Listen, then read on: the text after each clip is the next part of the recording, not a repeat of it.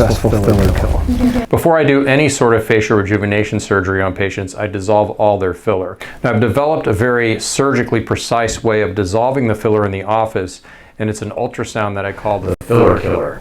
Now, it's not uncommon to find filler with an ultrasound, but I developed a two-handed technique where I use my left hand to hold the ultrasound probe and my right hand to very precisely find the pockets of filler which are hypoechoic or darker and dissolve them under direct vision. So today we're going to use the filler killer on Carissa to dissolve the filler that's been causing her kind of an unusual problem, which is visual changes in her left eye. And this is almost a year after she had the filler injected back in 2021 in December. Where's the filler? Underneath my eyes. It was injected to help, or thought to help, the hollowness that I had in the dark circles. Ever since then, I am unable to see as clear through this eye. As you know, the big complication of filler is when it's injected, it can occlude your retina. Yes. Or can cause problems there. You didn't have anything like that when it was injected, right? Anything like temporary blindness or anything? Oh, no. So this is probably related to some blockage of your tearing mechanism, or just something about it's pulling your eyelid down and keeping it dry. Is your eye dry?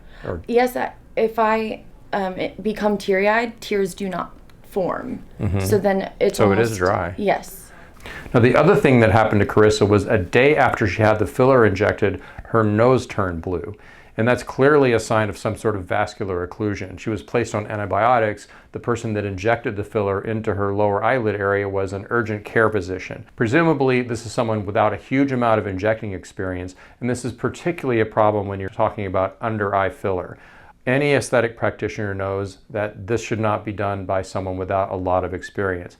In my personal opinion, it really shouldn't be done at all, because the lymphatic channels around the eye area don't have valves. So they're very vulnerable, they're very fragile, and any interruption of the lymphatic drainage can create long-term problems. There are better solutions that involve your own fat, or more particularly a lower blepharoplasty, where you're using not just your own fat, but your own fat with its own blood supply that's inside your orbital socket. It can be draped over the edge of the bone to fill in the hollow area in the tear trough and beside the tear trough in the lid-cheek junction without any sort of scar. Okay, so you had COVID recently, right? I did. And it got worse? It got worse. But you also had kind of lumpiness here. Ever since the filler, and I've been... But after the COVID, it got worse, right? Oh, very much so. Because there's something about, you know how people look at COVID, you get the filler inflammatory storm. Mm-hmm. You've heard about that? Yes, I have. You had that. I know. But that's better now because you're over COVID, right? Yes, I am. Otherwise, we'd both be wearing masks. Very much